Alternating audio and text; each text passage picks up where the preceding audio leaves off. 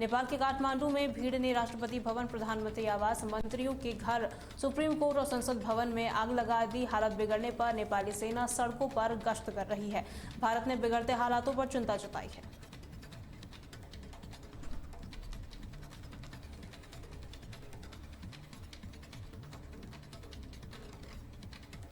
नेपाल में हिंसा के बाद उत्तर प्रदेश के सीमावर्ती जिलों में हाई अलर्ट जारी किया गया है। डीजीपी ने पुलिस को सतर्क रहने के निर्देश दिए हैं। सीमा पर अतिरिक्त फोर्स तैनात की गई है।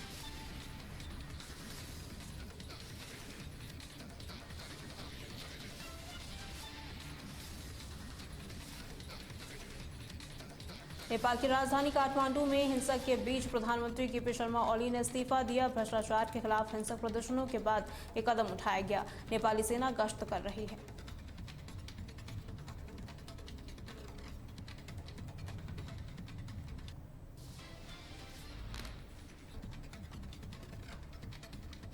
नेपाल में हिंसा को देखते हुए इंडिगो एयरलाइंस ने काठमांडू की सभी उड़ानें रद्द कर दी हैं। ये फैसला अगले आदेश तक लागू रहेगा। यात्रियों को वैकल्पिक व्यवस्था की सलाह दी गई है।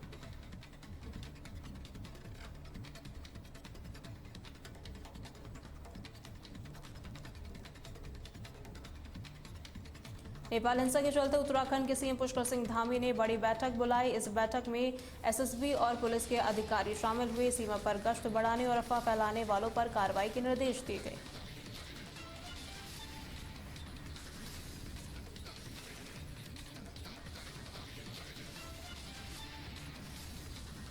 नेपाल हिंसा के बाद उत्तराखंड के सीमावर्ती जिलों में पुलिस अलर्ट पर है। पिथौरागढ़, उधम सिंह नगर और चंपावत में अतिरिक्त सुरक्षा व्यवस्था लागू की गई है। ग्रामीण इलाकों में सतर्कता बरती जा रही है।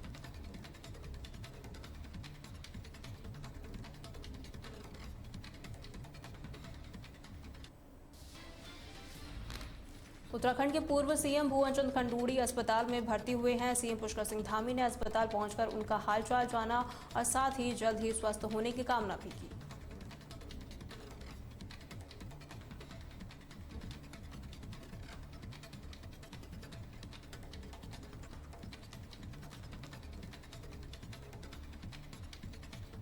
सीएम पुष्कर सिंह धामी ने सीपी राधाकृष्णन को 15वें उपराष्ट्रपति बनने पर बधाई दी। उन्होंने कहा कि पीएम मोदी के नेतृत्व में एनडीए की जीत हुई है और राधाकृष्णन के नेतृत्व में लोकतंत्र मजबूत रहेगा।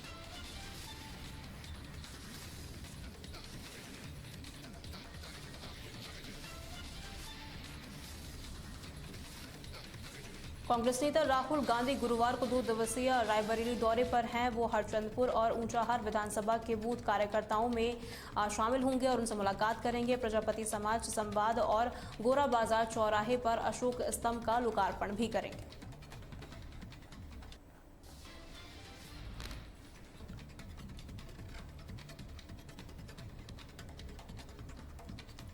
गाजीपुर में व्यापारी की जमीन हड़पने के मामले में अब्बास अंसारी सीजेएम कोर्ट में पेश हुए। 2023 के इस केस में अगली सुनवाई 24 सितंबर को होगी।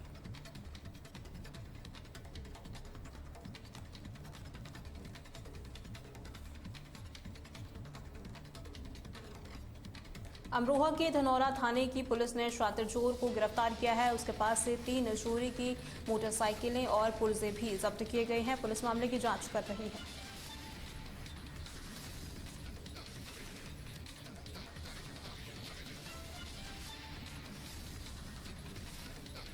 फतेहपुर में यमुना नदी का जलस्तर तेजी से बढ़ रहा है। निचले इलाकों में जलभराव की आशंका जताई जा रही है। प्रशासन ने सभी को सतर्क रहने की सलाह दी है।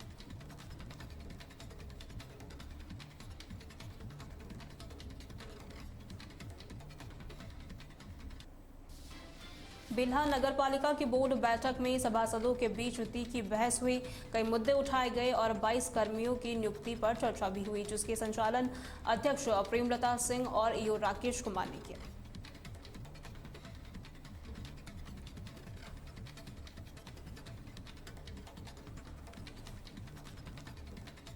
मिर्जापुर में जीडी बनानी और केबीवीपी कॉलेज के छात्रों ने डीएम को ज्ञापन सौंपा। 33% सीट वृद्धि न होने पर चक्का जाम की धमकी भी दी और साथ ही कुलपति के खिलाफ नारे लगाए।